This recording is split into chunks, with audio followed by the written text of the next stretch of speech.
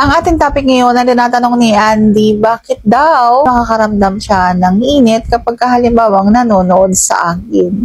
Sasagutin natin yan. Interesado ka bang malaman kung bakit? Kung interesado ka, please keep on watching para bago yan. Kung bago ka pa lang sa akin channel, please consider to like this video and subscribe my channel.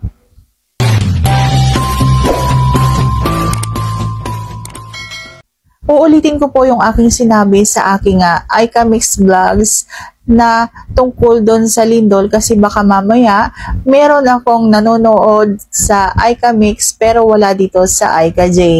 Kaya uulitin ko po. Sana po lahat ng mga nadamay ng lindol dito sa Cebu na aking manonood, sana po ay okay lang kayo, sana po ay ligtas kayo, at sana po hindi kayo masyadong naapektuhan ng lindol. Naiintindihan ko na ngayon yung mga nakakaranas ng lindol na nagtakot, na trauma, ganyan.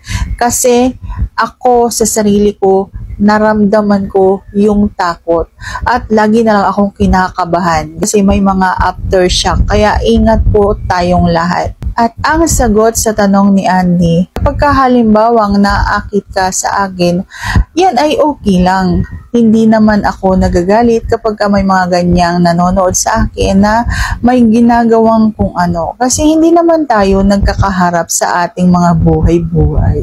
Malayo naman tayo sa isa't isa, hindi nyo naman ako nalalawayan o kaya naman hindi nyo naman ako nahahawakan.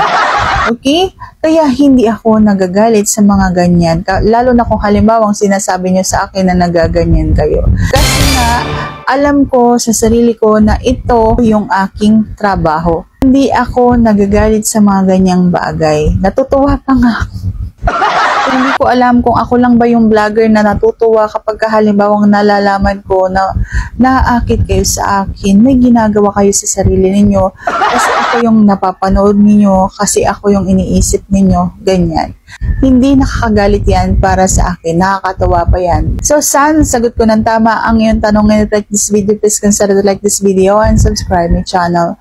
Thank you for watching. See you on my next vlog.